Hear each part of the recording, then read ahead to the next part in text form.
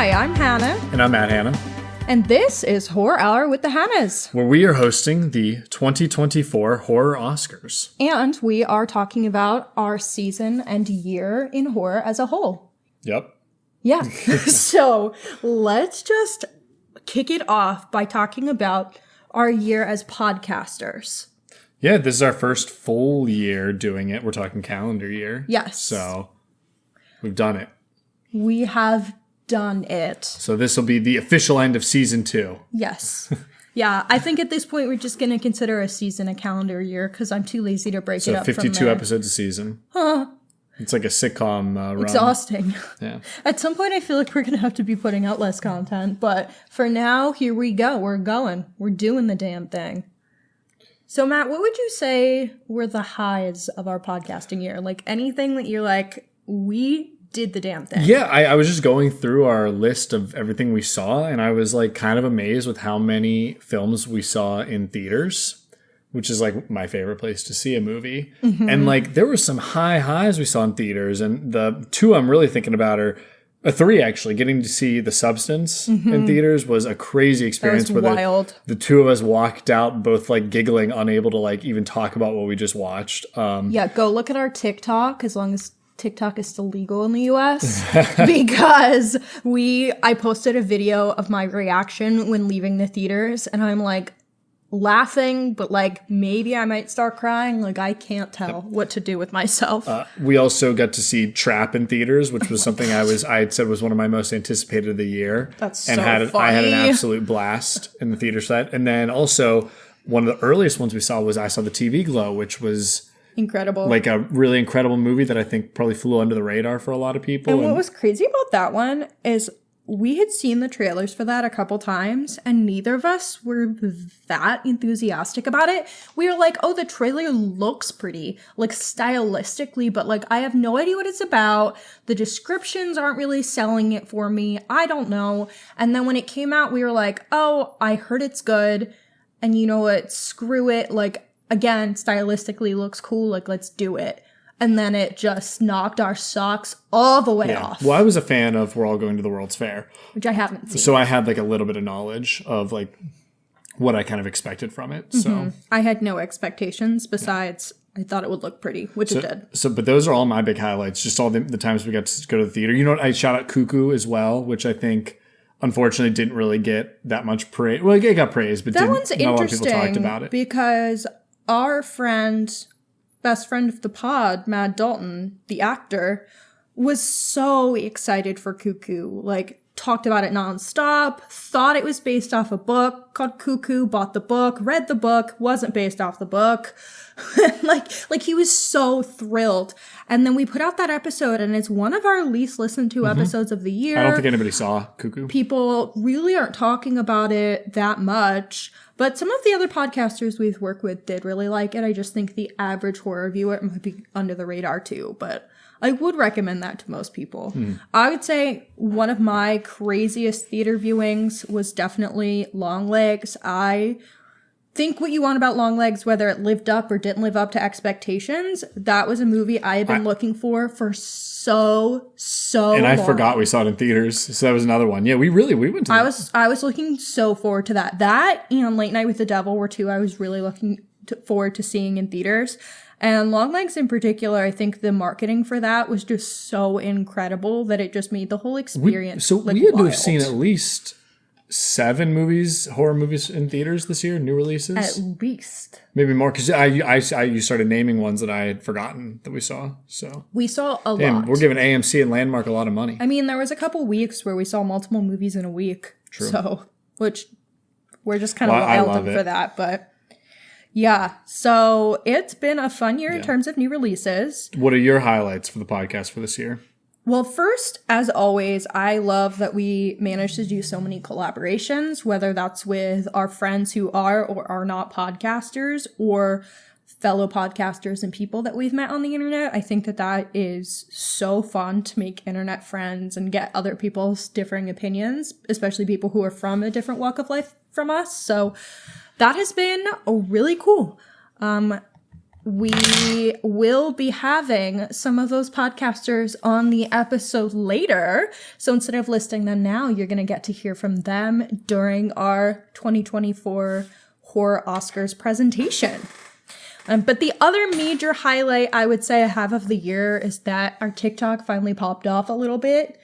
And it's been kind of off and on for really the whole year. We've had stuff on and off blowing up. So our first major TikTok that blew up was Logan Paul doesn't understand Nope. That was a big one. So That's funny. Also our best episode. I can't believe that was the episode that started this year. That's nope. wild. Yeah, the it episode was one of the that first, was yeah. No, it was the first. It was that's so funny. It was the 3rd of January, and that is our biggest episode to date. That's wild. Why haven't we grown at all since then? I'm mad about that, guys. We've grown. That's just one of our biggest. Well, and I'm really sure it's off. because it was the first TikTok that really popped off. Yes. So then we got newer and more audience from that. Yeah, that video cracks me up because we are so mean and snarky. But we did have some TikToks that aren't us being mean and insulting people that blew up too. I was going to say, that whole episode is really good. And go back and take a listen. I will say agree. it was a very funny episode. I agree. We also had the ending of I Saw the TV Glow Explained, got over 100,000 views, along with me criticizing the end of Abigail, as much as I liked Abigail, which we also saw in theaters. I had some criticisms about the characterization in the end, and that one popped off too. And then our biggest TikTok to date is Science Has Found the Scariest Movie, which has 563,000 views with 25,000 likes. I don't think we realized it had that much. Yeah, I didn't realize it got, so that's 500,000? It has 25,000 likes, which is crazy. So I mean, 500,000 views, not 500,000 likes. Yeah. I didn't realize that. Yeah. I knew it was high. I didn't realize it was that high. Yeah. Hell yeah. We doubled in followers on TikTok because of that one. Hell yeah. Yeah. This is the Glaze Up podcast right now.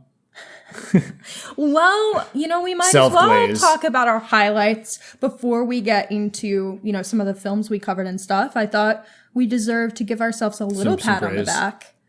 And, we're giving ourselves the Oscar for Best Horror Podcast of the Year. So, but we have plenty of other nominees for Best Horror Podcast, such as our friends at Rick's Horror Review Show, Is It Horror? What the Fuck Is That Podcast? Dairyland Frights, Haunted Atlas, Horror Cafe, The Red Treehouse, No Bodies, and Paranormal in Pennsylvania. You've all also been nominated. Congratulations, friends. We are so glad that we got to work with you this year or last year, and we can't wait for more collabs, collaboration, I already said that, chats in the future. So it's a live show, folks. Just like the Oscars. Yeah, we really don't edit much out of this shit. So let's move on and talk a little bit more about movies that we covered this year, whether they were new releases or not. So thinking about things that were not released in 2024, what are the best movies you feel like we covered this season? Not 2024, not new releases, correct? Okay, I have my whole list, and I think most of these that I wrote down got 10 out of 10s from me. That's crazy. I gave 0 10 out of 10s. Well, you're just a true hater, apparently. I am a hater. So Skinamarink, amazing surprise for me. Probably one of the scariest movies I've seen now. And that is so funny because Skinamarink is so polarizing. Yeah, well, it shouldn't be polarizing. It's good. You heard it here first, I understand folks. it being polarizing, but if it's gonna work for you, it's gonna scare the pants off of you. We watched that with Preston, and that was one of the first movies I've seen in a long time where I was like, I need you to tell me how much time is left because I don't know if I can make it. Literally timing it. Like, we didn't pause the movie, but Preston was keeping a timer on his watch so he could look down and be like, we've been watching this for 62 minutes. I was that unnerved and enjoyed it that much. But like, it's weird to say I enjoyed it because I was like, please be over soon. But I also, to be able to actually feel that level of fear that I don't really think I get that often. That means it's a really successful horror movie. Yep, that's what I'm getting to. I have a couple here. So Seven, I put down here. I love the movie Seven. I'm so glad we get to cover it, even though I know it's probably been talked about to death. But any opportunity to watch that movie, I'm happy with. Night of the Living Dead, which was my pick, that we had two newbies who'd never seen it watched. That was Haunted Atlas with Sarah and Erica. Yeah, that was great. They both loved it. So that made my heart really happy as a movie I really like. I think that is a great, great, great episode because I feel like our discussion on that is really valuable. I agree. Yeah, I think we had a great discussion. I love that episode. And like, if you haven't seen that movie, please go give it a shot. It's just fantastic. Then I have The Thing, which we covered with Felipe. A classic. I mean, yeah, of course I'm going to say that The Thing is one of my favorite I watched this year because it's The Thing. It's one of the best horror movies ever made. I also think we had a lot of cool things to say about that. I think the analysis of that is really interesting because of the McCarthyism, Cold War of it all. And then my last two that I think I gave both of these at least close to 10s were both Jordan Peele's movies, Us and Nope. I think I patented this term this year where I said the best Jordan Peele movie you've seen is always the last one you've watched.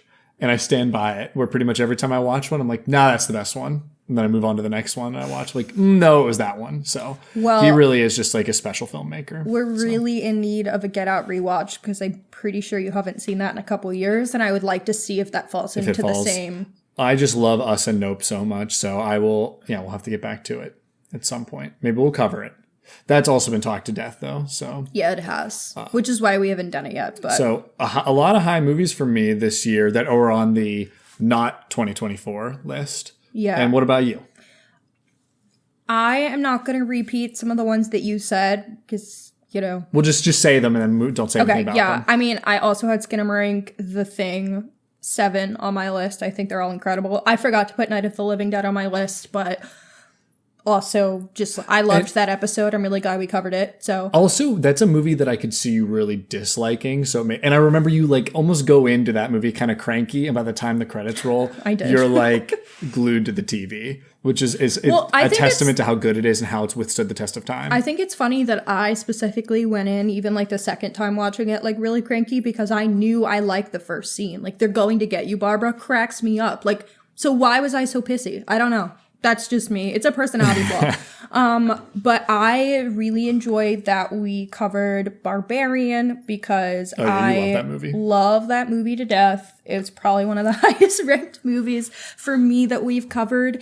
And I think that's because I think a lot of people misunderstand the structure of the film. So I find it really fun to talk about. And I think that is a really good episode for that reason as well.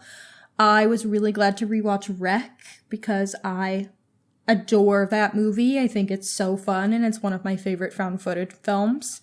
I also really enjoyed my rewatch of The Menu. I forgot about Wreck. I need to throw that on there too. Yeah. I love that movie. So good. I also really enjoyed our rewatch of The Menu because I love that movie. I love Ralph Fiennes. I really like the cast of it and I think it is a really well put together movie that's really funny. And I have to say it, this is like a corny one to put on my list, but I've been obsessed with Shutter Island since I was, 12? I was about to make sure you had it because I forgot. Yeah, you love that movie. I love that movie so much. And I, objectively know it's not the best that we've, watched this year, but it's just, a personal love for me.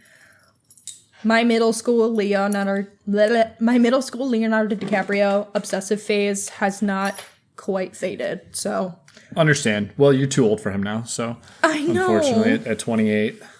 Sorry, Leo. What could have been? Too bad I was looked like I was 12 when I was 25. That's what I was gonna say. That's what he likes, but that's you disgusting. know what? He is a really good actor, and I'm just gonna ignore the gross part because that's what you're allowed to do.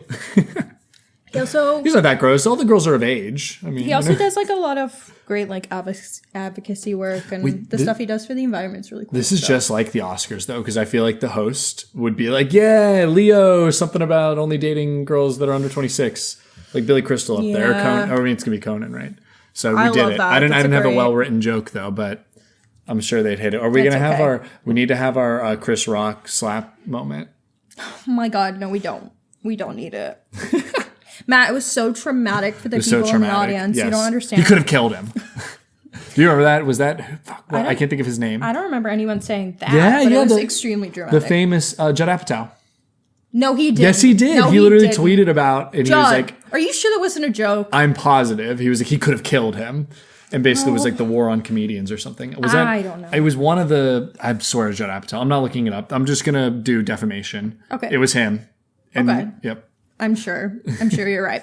So, of the movies we watched this year that were not new releases, did you have any that you thought were the worst? Or maybe not the worst, but a letdown? I need to redact. It might have been Adam McKay. It was one of the two. They're the same in my head. They're not the same. Yeah, well. They are not the same.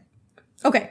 But yeah, either worst movies we watched this year or biggest letdowns. Oh, and this is of all the whole year or 2024? This Prior is to prior to 2024 2024 still. Okay, so yeah, I have 3 that I wrote here. Okay. And they're going to all be controversial. Okay. I absolutely hated Smile, the first Smile movie. Absolutely hated it. I think I gave it like a 2 out of 10. That's also on my list. Go listen to our episode on it if you want to know why I hated it. But I found it to be like a kind of disgusting movie, to be honest, in like a thematic way. Yeah, some people though have convinced me maybe otherwise that it's not exactly doing that, but it's a hard read for me. I liked talking about it with nobodies who likes it, who really likes it, and like hearing their perspective of why they like it and why they interpreted it different than we did. But when I was watching it as someone who works in mental health and has a lot of history of trauma, I felt insulted by the movie and felt like it was telling me I should die. So, you know, different strokes for different folks. But yeah, we were kind of on the same page with how we felt about that one. Then I had the first Terrifier movie. I don't know what you folks see in those. I mean, I only have seen the first one. You watched the third, right? And what like, a time I that just think was. They're uninteresting slop. I'm going to just straight up say it. Like, Well, and I think there's a big difference between the first one and the second and third, because the second and third definitely like serialize it a lot more, because the first one got so much shit for not having substance. Okay. So Damien Leone was like, oh, I will add substance. And I've heard that like that is an active improvement. And I can tell, even though I skipped the second, there's stuff in the third one that's referencing the second that I didn't see. So I know like he did adapt from criticism that he got, which I think is great. Was it for me? No. I think it's disgusting, and I don't know why you guys want to watch that. It's also like not funny or cool. And we're people that love the Saw movies, so don't say it's the Saw traps are just like infinitely, not that I want to look at those either, but they're just like infinitely more interesting than Terrifier. I think also the soap opera plot of the Saw movies is like what I come back for. Yeah. But Terrifier, not fan. For you. I felt that it was like if a middle schooler tried to write a slasher movie and what they thought it would be like. And then I will say, I mentioned to Rick of Rick's Horror Review Show, who we'll hear from later, that I was watching Terrifier 3, like just to make sure I had covered my bases of the 2024 new releases. And he was like, why would you do that to yourself? Like, we were both going back and forth mocking it because, again, not for us. Speaking of him, I didn't throw this on here, but what was that one? In a Violent Nature was pretty bad. Balls, it was pretty bad. But that's another new. That's you're right. You're right. My bad. And then lastly, one that I watched that I really didn't like that people love was The Dark and the Wicked. I don't know. Apparently, it just didn't work for me. Maybe I need to try again, but it annoyed me. Yeah. And maybe that was one of my misrates. I do think that you were being a little bitch about that one. It's fine if you didn't like it. And I don't think that it lived up to my expectation, because people love that movie. It has really great reviews. And in our episode, you'll hear me say, like, there are things about it I did quite like. I think the mood of it is really depressing and sad. And I think for a movie talking about grief, that's very fitting. But thematically, I have some issues with it. But it has like one of my favorite scares that I watched this year. So, the chopping of the fingies. Yeah. I loved that scene so much. So, pros and cons. That is one of my biggest letdowns though. And I would say of a movie that everybody loves that I hadn't seen, I thought As Above, So Below was a major letdown. I don't really understand why people like it so much. I like that it's filmed in the catacombs, and I love France. So like inherently I was like really invested in the France of it all. And there are some parts of it that I thought were really cool, but overall I just don't understand what people see in it and why people are in love with it. So it let me down a lot.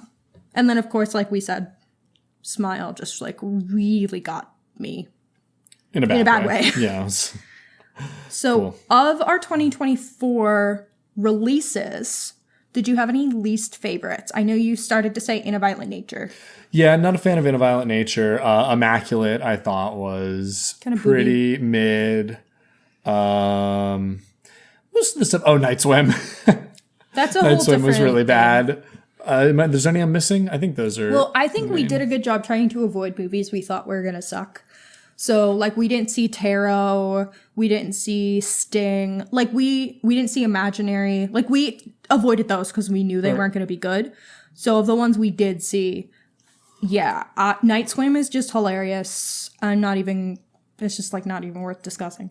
Immaculate was a letdown, and there were like 3 major movies I would say that came out this year about forced birth and forced pregnancy, and that's the worst of the 3. Which sorry, Sydney Sweeney. I know, and I felt really bad about that because I know that this was like her baby, and she was good. I just the movie itself is a letdown.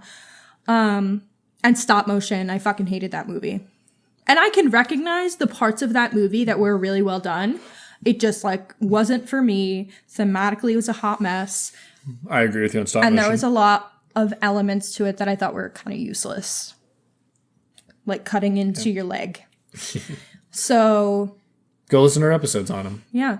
Talking about the forced birth aspects of 2024 cinema, though, I feel like we have The First Omen and Immaculate, which are incredibly similar movies. Cuckoo is one of them, right? Sorry.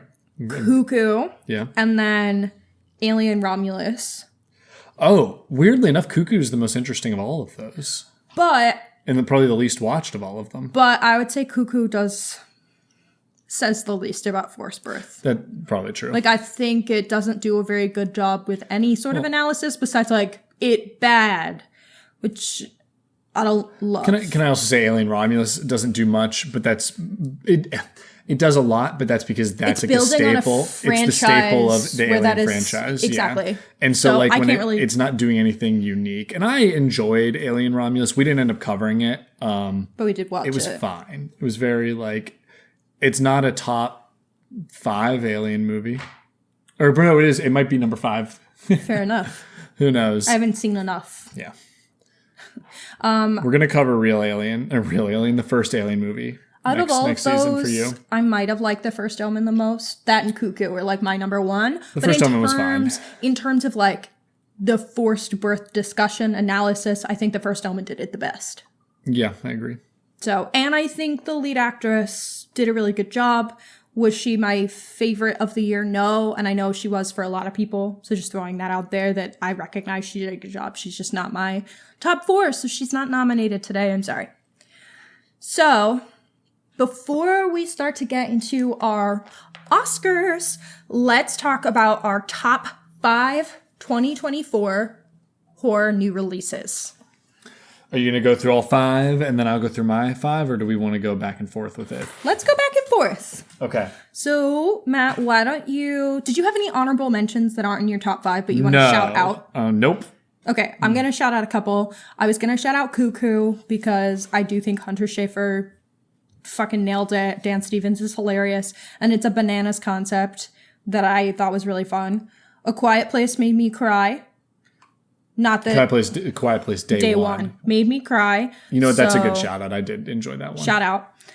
Exuma was a really fun concept, and like I just love the idea of exhuming a grave. So shout out Exuma. It's What's Inside was really fun. Not quite super horror-y, but fun. And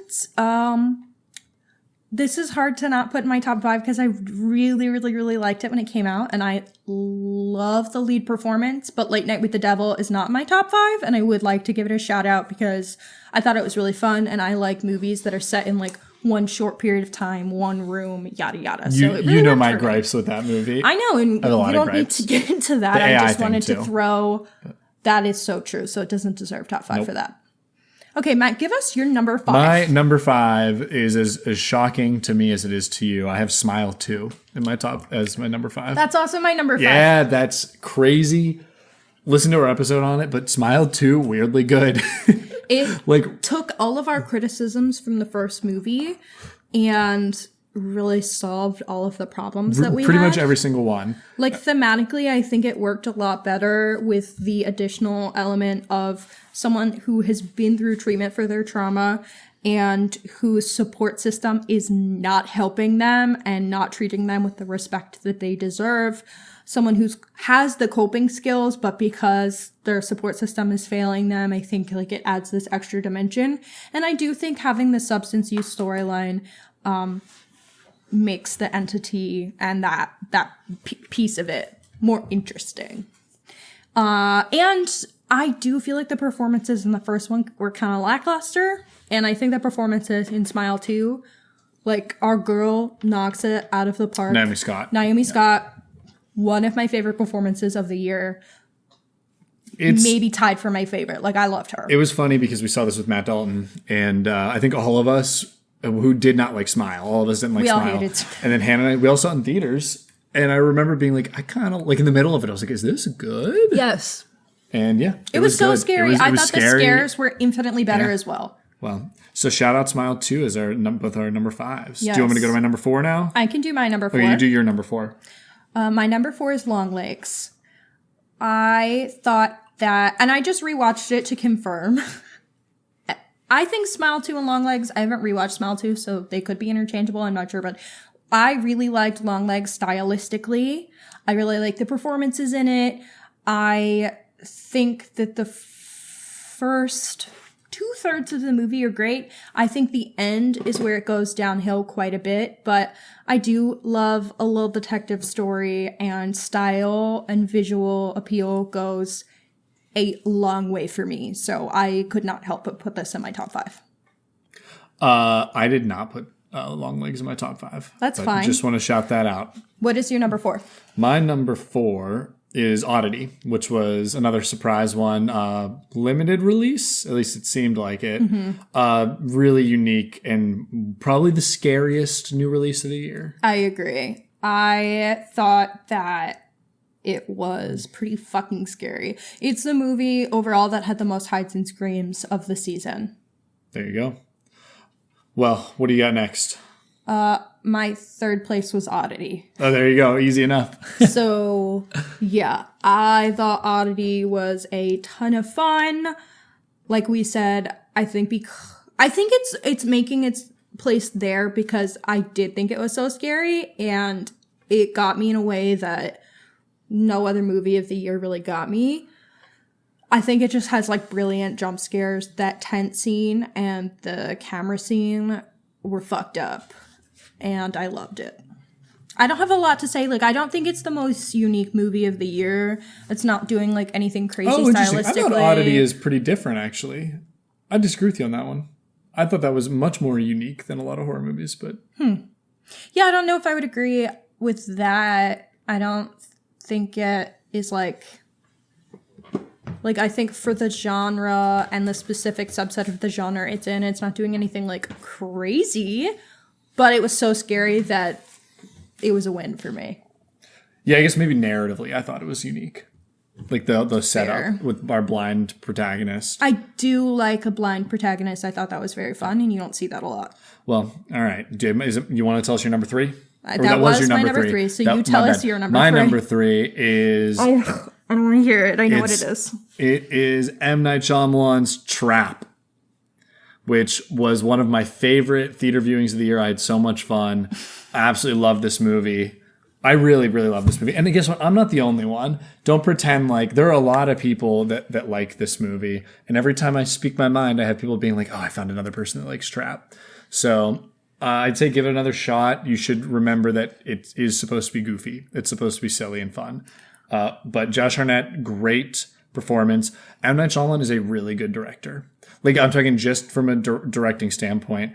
He is really, really good at what he does. Mm-hmm. He moves the camera really in unique ways. He moves his actors in unique ways. Great shot composition that really has a lot of visual storytelling. And he's really funny. Yeah. He is really, really, really funny. No, he is. And I think that people are too obsessed with what's the twist going to be or what's the horror element going to be. And it's like, he is not just a horror director or he's not just the twist guy. He's a good filmmaker, an auteur, if you will. And I'm a M. Night Shyamalan truther. Trap is good. And it's top 3 for me. So I liked it, but I didn't love it. We're going to have I think we have the same top 2. Is my guess, considering we haven't said like yet. 100% we do. What's your number 2? The Substance. Bingo. And that's yours, yeah. Do we have to say anything about it? Demi Moore's great. Margot Qualley is great. Dennis Quaid is great. It's so hilarious, fun. So fun. Different. So over the top and absurd. The body horror was like... I don't like body horror, but I think they did it so well. I love this movie's crisp, clean look. It's like a textured... It's like stylistically... yes. Crisp. Yeah. It's still textured and it's colorful. Yeah, I really like it. And really interesting thematic analysis. There's a lot of it that you can go into. And I actually think there's some stuff we missed. And I'd almost love to go over it again. But I think one that we didn't talk about that I want to say is this idea of like mother-daughter like infighting, which I think Barbie actually covered a little bit too, where it's like moms stand still for their daughters to move forward. And I think that you can read this movie as Demi Moore as Margaret Qualley's like mom in this situation. And we didn't touch that. And it's not just that, it's also about how like we treat our young bodies poorly and it affects our old bodies. But overall, I really like this movie a lot. So I really liked it. I thought it was such a pleasant surprise, a knockout. Yep. And I think as a horror movie, it's my favorite of the year, but as a film, period, and I know that that's like a weird thing to say, I think it fits into the horror genre a lot more concretely than my best than of the year. Our number one, you should say. Yeah, our number one of the year is gonna, for both of us, is I Saw the TV Glow. Yeah. I think it's very genre bending, and so a lot of people don't consider it horror or like get mad that other people put it as their number one or so high up. And I can understand that it is very genre bending, but I think ultimately it is the most unique, most beautiful looking, amazingly thematically, stylistically, and rich. It's so thematically rich. I think maybe one of the most devastating films I've seen this year also. Yeah. Like a silent, solemn theater when it ended. And I love it. I'm excited. I've only watched it once and I'm very excited to watch it again. But I think coming out of it, I was like, well, it's going to be hard to top that. And I do think the substance was close. I honestly think close as anything. I also think Trap, in terms of my enjoyment, is close, just from an enjoyment level. But nothing you can guys touch it. need to see my face right now. The fact that you could put Trap anywhere near the substance, and I saw the TV. I'm talking about from an enjoyment, from like a fun level. I'm not talking about like from filmmaking level. Okay. I was very specific about that. I know, it still caused me pain. And so, yeah, this was going to always be hard to beat. And I think every movie was really chasing this. So if you haven't seen it, we highly recommend you go see it and then listen to our episode on it, because I think we did a pretty good job talking about it. Yeah. And that's why that was one of our top TikToks of the year, was you explaining the end. Because I think a lot of people kind of missed what it meant thematically, period, and then missed like what the ending meant. There's a big argument whether it's optimistic or pessimistic. Depressing. And I see it as pessimistic for our main characters and optimistic for the audience. There is still time. There is still time. And well, as a selling point, I got a friend of mine to watch it, and he texted me and he said, did not expect to like gutturally sob when I watched this movie. And he had a lot of great things to say about it. Was that Ethan? No, that was Mike Campanella. Okay. I was going to say, I can't see Ethan admitting to sobbing to something, but he liked it too a lot on your recommendation. Yep. So that's what we got. Yeah. For our top 5. We will see what the audience chose, or sorry, the Academy chose. Yeah, we'll see what the Academy chose. For the rest of them. But. Okay. But for now, we are going to be taking a commercial break. We will be back after these messages. It's about to be 2025, which is a perfect time to try and get into a new podcast. Nothing to Fear is a horror podcast started by one horror-fraidy cat and her 2 friends during lockdown. Every episode, they chat about a different horror movie to prove, once and for all, they're just movies. There's nothing to fear. While our show, Horror Hour with the Hannas, delves into the scares and terrifying twists of horror films, The Invitation, a new novel by Stephen T. Thomas, offers the same pulse-pounding suspense in novel form. The story focuses on Brittany Barnes, who is still grappling with the emotional scars and financial strain left by her father's tragic passing 2 years ago. When she receives an unexpected invitation to a lavish dinner party hosted by the wealthy Mr. Carl Cummings, she is thrust into a series of harrowing tasks signed by Mr. Cummings to test her bravery, morality, and the very essence of what it means to truly live. I got a chance to read an early copy of this book, and it shines in its pacing. The action picks up very quickly and keeps the pages turning as the stakes escalate. Fans of Saul will recognize familiar tropes woven into the story, which is very fun. The Invitation releases on January 21st, 2025, and it's available now for pre-order on Amazon. Link in the episode description.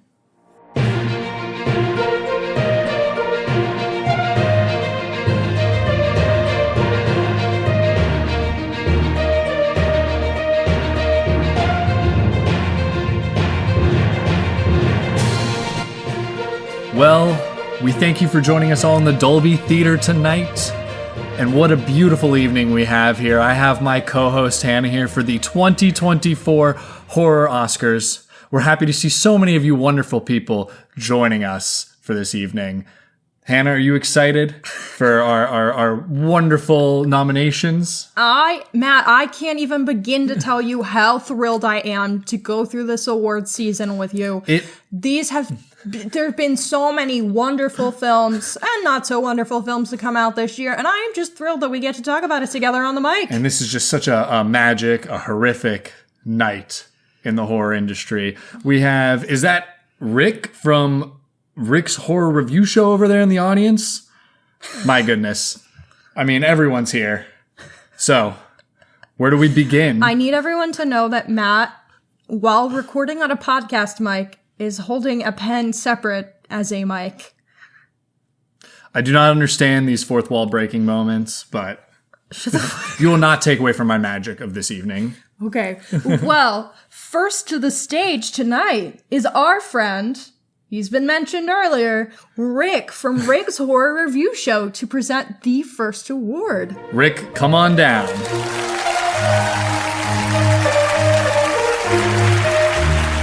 I'm Rick from Rick's Horror Movie Review Show, and in my show, I explore the depths of horror.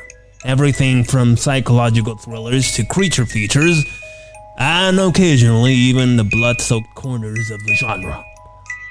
Kills in horror films aren't just about the gore. They're also about the impact. The best ones make you flinch, cover your eyes, and sometimes leave you thinking about them long after the credits have rolled. These moments are often pivotal. They either define the movie or elevate the stakes to terrifying new heights. I'm here to present the nominees for the most brutal kill. And the nominees are Yoga Girl from In a Violent Nature, Longless's death scene from the interrogation scene of Longlegs, Lewis's death by weights from the movie Smile 2, and the entirety of the movie Terrifier 3.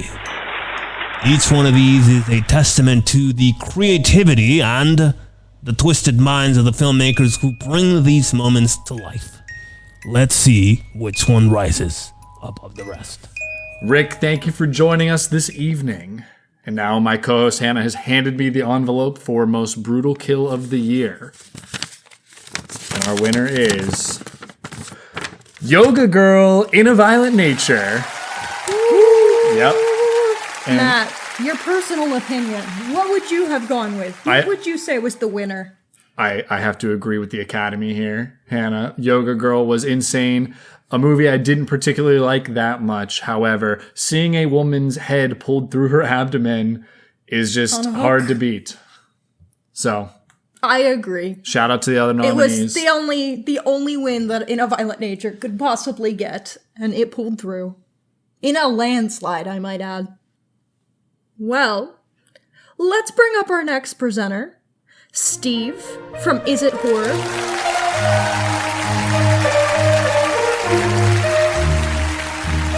I'm Steve with the Is It Horror podcast. Each episode, we overthink your favorite movies and ask the most important question of all, is it horror? There are no wrong answers, just a lot of fun debate. We release new episodes every other Friday on your podcast app of choice, and you can stay up to date with the show on Instagram at IsItHorrorPod.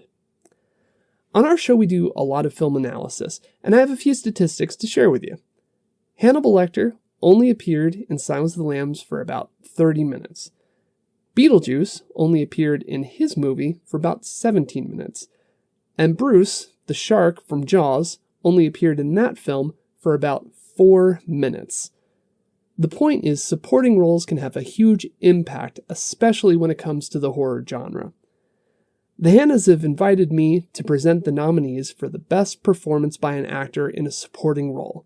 And the nominees are Nicolas Cage, Longlegs, David Johnson, Alien Romulus, Dan Stevens, both Cuckoo and Abigail, and Dennis Quaid in The Substance. Thank you so much, Steve, for joining us tonight. And the winner for Best Performance by a Supporting Actor in 2024 horror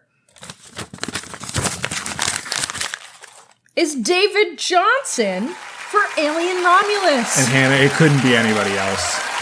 I am not surprised with this at all. The Academy once again proving they know ball.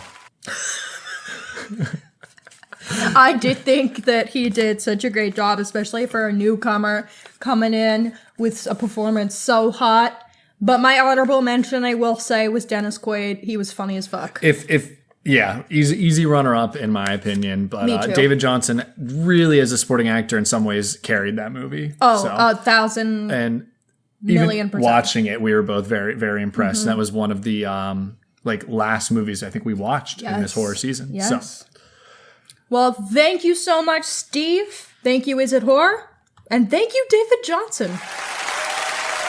And we welcome next to the stage Jess and Jen from the What the Fuck Is That podcast.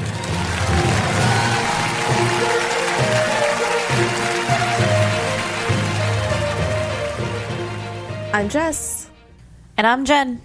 And we're from the WTF Is That podcast. If you love diving into the creepy, the crazy, and the downright what did I just listen to moments, we've got you covered. That's right. Cults, conspiracies, and things you probably shouldn't Google at night. It's all part of the fun. Catch us on your favorite podcast platform or wherever you find people arguing about cryptids online. Okay, so we've been asked to present the nominees for this category, which apparently was the last one up for grabs. But let's be honest, we respect the chaos. We're like the podcast version of a last-minute decision, so this fits. And fun fact, this category only has one nominee. Yeah, no competition. Like, imagine showing up to a marathon and realizing you're the only one who bothered to put on running shoes.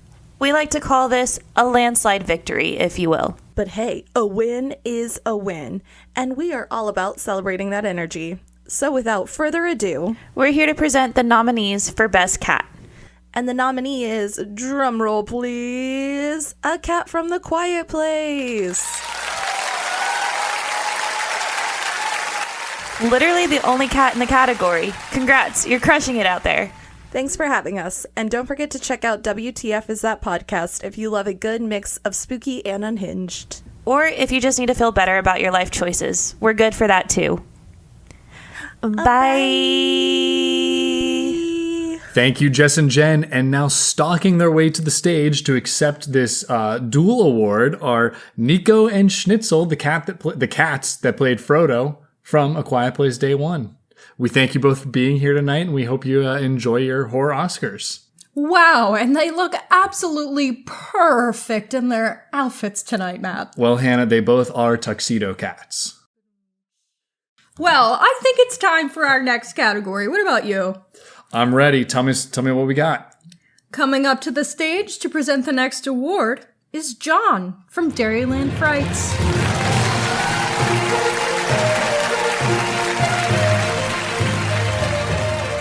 Hello, my spooky friends, and welcome to the 2024 Horror Oscars. And I am John, the host of Dairyland Frights, the paranormal podcast that covers everything spooky, creepy, and mysterious in the Midwest and beyond. And the Hannas from their Horror Hour with the Hannas podcast reached out to me to be a host. And I said yes after a lot of negotiation, but they met my demands. So they gave me my own category, which thank you so much. And my category is the best big bad. And I just want to say, without the big bads, we wouldn't have seen people get their guts ripped out, people being decapitated, being skinned alive. I mean, all the things that make a great horror movie. Am I right? Innocent teenagers having sex and then dying. That's a rule. Don't have sex and you won't die. But what I love today about this category is they kind of thought outside the box. And, well, we have a clown with issues. We have a teenager. I raised two teenagers. It's scary enough. And they basically made my movie of my teenage daughter when I raised her. Just kidding. Also, we have extra dimensional being coming through your TV and killing people. And smiling took on a whole new level of horror, which I would never smile again. Thank you very much. So, what I want to do is just pay tribute to these guys because it all started with Jason from Friday the 13th, right? Michael from Halloween, Freddy from Nightmare on Elm Street. Without those big bads, we wouldn't have these big bads. So let's give a round of applause to those big bads, shall we? So without further ado, the category for Best Big Bad are the following. Abigail from Abigail, Mr. Melancholy from I Saw the TV Glow, Smile Monster from Smile 2, Art the Clown from Terrifier 3. If I may hit the envelope, and I will hand it over to the Hannas to give the winner of the Best Big Bad. John, thank you very much. And our winner is Art the Clown, Terrifier 3. How do you feel about this one, Matt? This is who you would Hanna, have voted for. Art is here. If I said my real opinion, I might not make it to tomorrow morning. I will say, Art the Clown, iconic horror villain. I think that has been clear from day one. But as the newbie on the block, I was kind of hoping to see an Abigail win scrape by here. I think she did such a great job. But if we can't have her, I think Art was our clear winner. Personally, I was pulling for Mr. Melancholy. I think Art is an industry plant, but... Oh, shit! Art, get him. Well, Art, congratulations, and here's to Terrifier 4 through 16. Oh, God, I hope not. All right. Well, next up, we have Erica from Haunted Atlas.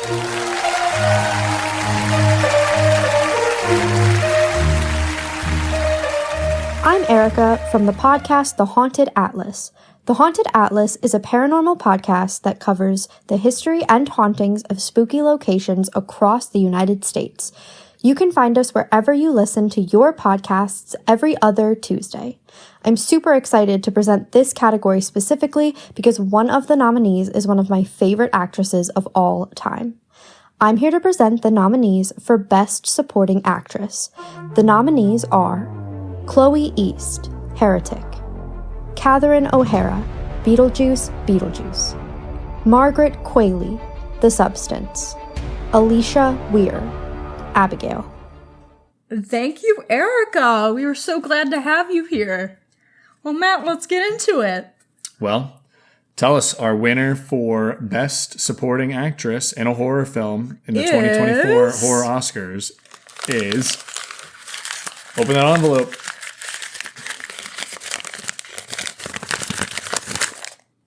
Margaret Qualley.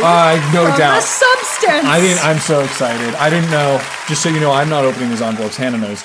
Yeah, he doesn't know any. That is the best pick. That is the People's Choice. The Academy knows ball. All right. Margaret, thank you so much for joining us tonight. There she goes. No one more deserving than Margaret Qualley. And what a standout performance. We've been watching her as early as The Leftovers, all right? Been around for a long time with her first win here today at the 2024 Horror Oscars. So, Margaret, I'm sure this isn't the last time we'll see you on this stage. That is for damn sure. What a fantastic performance. Her counterpart, Demi Moore, and what opportunity you get to do, really be supporting actress to just a legend in her own right, Demi Moore. Maybe we'll see her on the stage later as well. Maybe. So, we'll see. Congratulations, Margaret. Well, before we get into our next presenters, I did want to take a moment and discuss some categories that we did not include tonight. Matt, are there any categories you think we missed when we conducted the voting for tonight? I'm not one to question the Academy, Hanna. Well, given we created the categories, I will question our choices and say that I did feel that we should have had a Best Original Song or best overall soundtrack. You know, I did think category. that. The thing is, it's immediately just going to go to I Saw the TV Glow. I don't really see any competition for this one, unless there's something I'm missing. Well, I was going to say, I have been listening to that album because it slaps. I am very, very obsessed with Anthem for a 17-year-old girl. I love that song so much. But had we done this full category, I would have hoped that would have won. But I most certainly would have nominated New Brain. That's Naomi Scott singing for Smile 2. Good pick. And I thought Miss Shyamalan did a great job with her songs for Trap as well. Both of them, if you stick around after the show, will actually be performing those songs at the Oscars. Can you believe? Yeah, I would have put them up. I also did really like the Swan Lake, trip, swamp edit, as they call it, for Abigail. I thought that was real fun. So there was tons of fun music this year. Yeah. And I do think that was potentially a mistake, but I don't think I could have handled the audience not agreeing with my opinions. Unfortunately for those on Spotify and YouTube, we will not be able to play original music, so you will not be able to hear their performances tonight because it would be copyright claimed and we'd get shut down in DMCA strike. Thank you, YouTube. Thank you, Spotify. Well, I think we can move on to our next presenters at this point. Who do we have? We have Erica and Jackie from Horror Cafe.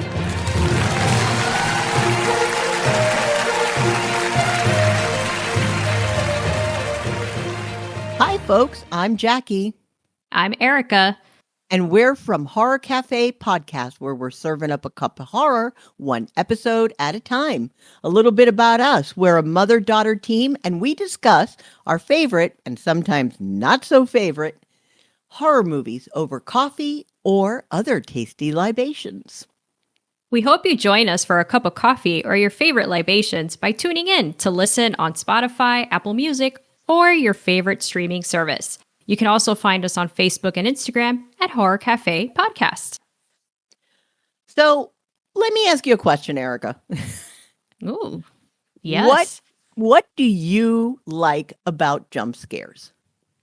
Oh my God, what isn't there to like about a jump scare? So that's what I chase in horror movies. I'm always chasing the next jump scare. Or just any kind of scary sensation. But a good jump scare is just that feeling of release. All the stress and anxiety of your day just comes out in that good jump scare scream. I love screaming in horror movies or anything scary. And there's just something so liberating about a good jump scare and feeling that fear that's what you crave in a horror movie. And then the giggles that follow. Because I literally usually have a laugh attack after a very good jump scare. Indeed you do.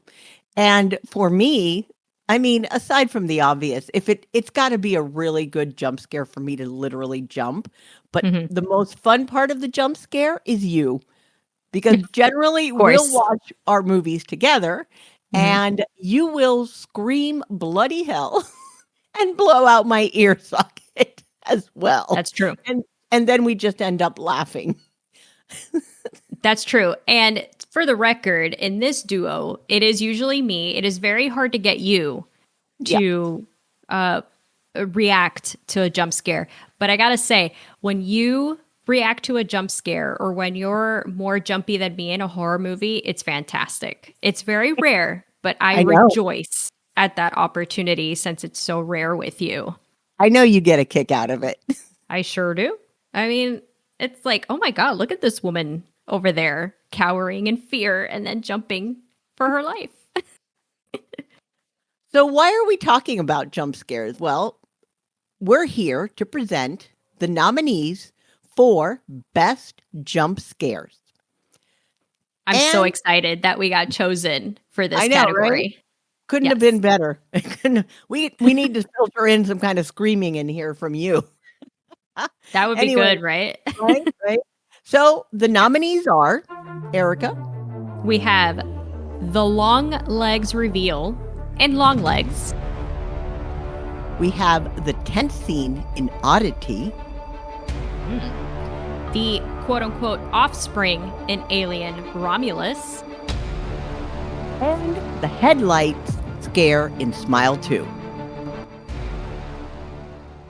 Erica and Jackie, thank you so much for presenting this evening. And Hannah, they do look stunning this evening, don't they? Yes, they do, as always. And you have the envelope ready?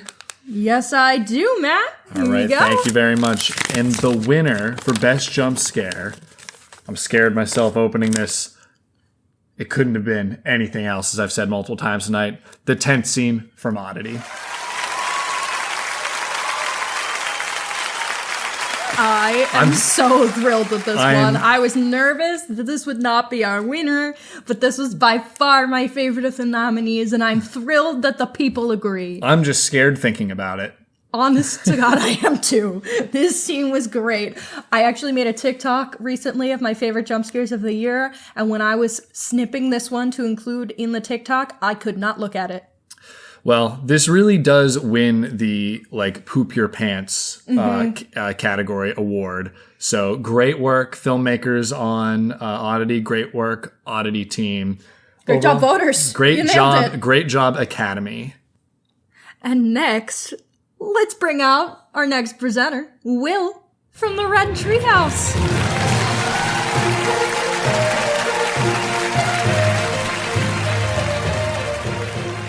Hey everyone, I'm Will, host of the Red Treehouse, where I tell you scary stories to keep you up at night. The Horror Lab, where my co-host Chris and I dissect the best in horror movies. And a new show, Into the Darkness, where we explore horror culture in every episode. You can find all 3 shows wherever you stream podcasts, including Spotify and Apple Pods. As a horror fan, there are few things more satisfying than watching a terrific on-screen performance from a strong lead. And truly, 2024 was a terrific year, not just for horror, but for actors in a leading role. And maybe the only thing more excruciating than choosing nominees and snubbing a few well-deserving actors is choosing one standout performance. It's my pleasure to present the nominees for Best Performance by an Actor in a Leading Role. David Dastmalchian for Late Night with the Devil. Hugh Grant for Heretic. Josh Hartnett for Trap. And Justice Smith for I Saw the TV Glow.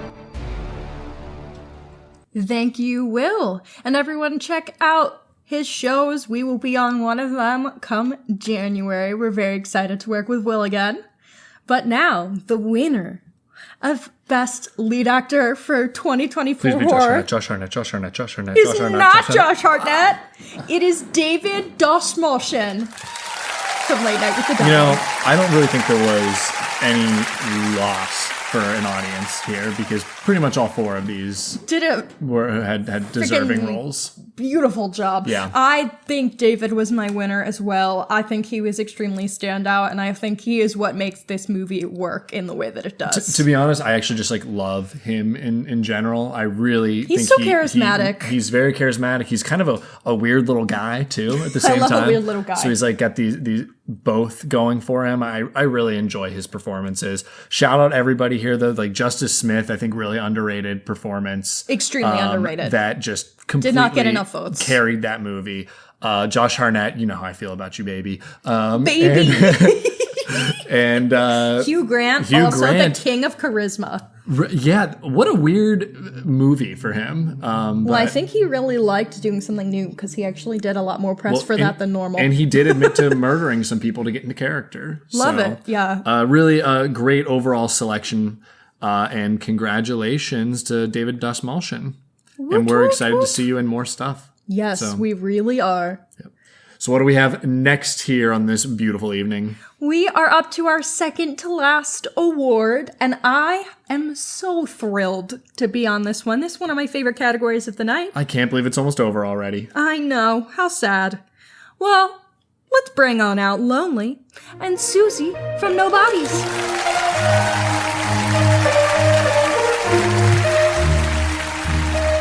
Hello, Internet. I'm the ghost with the blog Lonely, and I'm here with my co-host and partner in crime. I'm Susie, aka Projectile Varmint from the Nobody's Horror Podcast. We clean up the ugly things so you don't have to. And when we're not here presenting horror movie Oscars, you can find us on Instagram at Nobody's Horror Podcast and stream our show on all major podcasting platforms. I'm super excited for the category we are presenting tonight because Mia Goth is not a part of it. I know, and now we have everyone waiting on bated breath. How many categories in a horror movie Oscar could Mia Goth be a part of? What is it? Could it be Best Costume?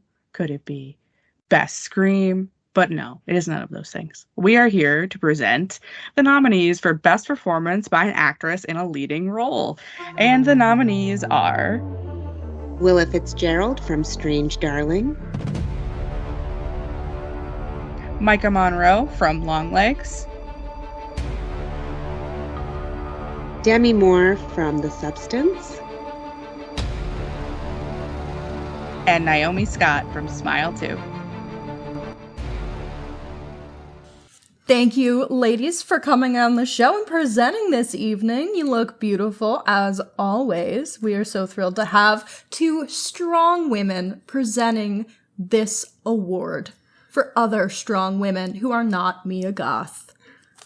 I can't wait any longer. Give me that envelope. And I'm the winner, excited for you to see this one. The winner for Actress in a Leading Role is Demi Moore, The Substance. This is the best day of my life. All right. He is so thrilled. I can't believe I actually get to meet her. Well, we have now Demi Moore and Margaret Qualley winning Oscars this evening, both for The Substance. I'm beside myself because it is completely deserved. I can't wait to see the photos of them holding these awards together. But you're such a ham. Completely deserved. This is great though. I mean, and there are a lot of deserving women on this, but like Demi Moore to come out and be in this freaky ass little horror movie, something that I feel like she hasn't done, not really being in the spotlight, I would say, to the degree she was in years, to really give it her all in this. We loved it. We loved you. Fantastic job, and congratulations on your win.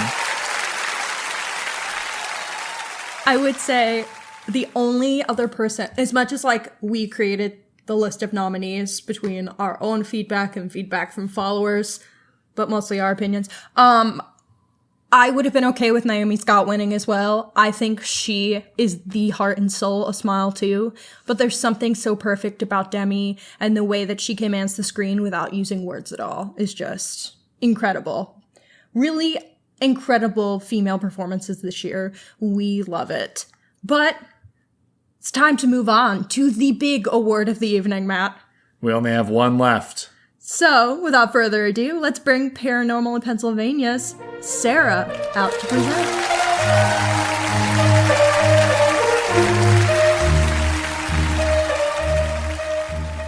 Hello, my name is Sarah and I am part of the Paranormal in Pennsylvania podcast. We have loved collaborating with Horror Hour with the Hannas and hearing all of their hot takes on movies. I'll be presenting the category of Best Film. The nominees are I Saw the TV Glow, Longlegs, Oddity, and The Substance. Best of luck to all of the nominees. Sarah, thank you once again for joining us. And we are at the granddaddy of them all awards tonight, the Best Picture for the Horror Oscars of 2024, the inaugural Horror Oscars. All right. The never been seen before. We are in unprecedented territory right now. We had so many fun movies this year that we were actually beefing hard about who would be the four nominees for Best Picture. There's only 4 polling options on most social media sites. So yeah, I actually there could got only some be shit 4. on Reddit when I posted. I was like, here are the nominees. People were like, why wouldn't you just list more people? And I'm like, I can't on Instagram, okay? You don't understand. People being mean on Reddit? Who could have thought?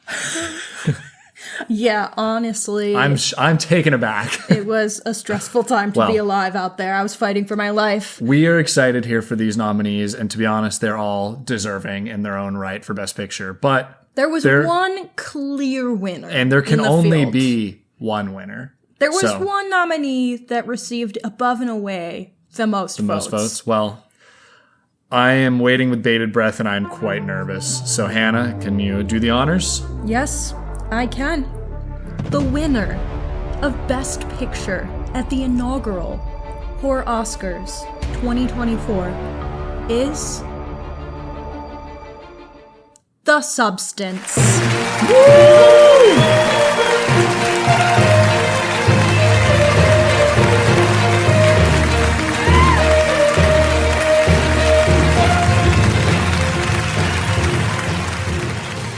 Now, we know my top of the year was I Saw the TV Glow. However, The Substance is more than deserving to win Best Picture here.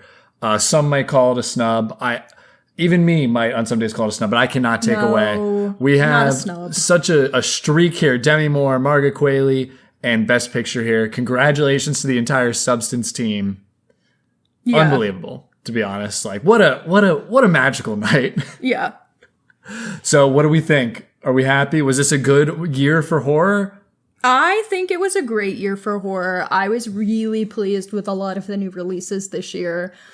I think it's going to go down as a pretty legendary year, and I am happy to see something as fun and unique as The Substance, and bold as The Substance, take the crown, as much as there were other films that I also loved. Viewers, voters, I think you guys nailed it, to be fair. And hey, if you disagree, let us know what you thought. Maybe we'll bring you on for Horror Oscars 2025. Mm-hmm. It's been such a wonderful evening. I am excited to go party with all of the winners here. And thank you. Shout out to all of our presenters. You're the real MVPs. Again, those presenters. Rick, Steve, Jess, Jen, John, Erica, Jackie, Will, Lonely Susie, and Sarah.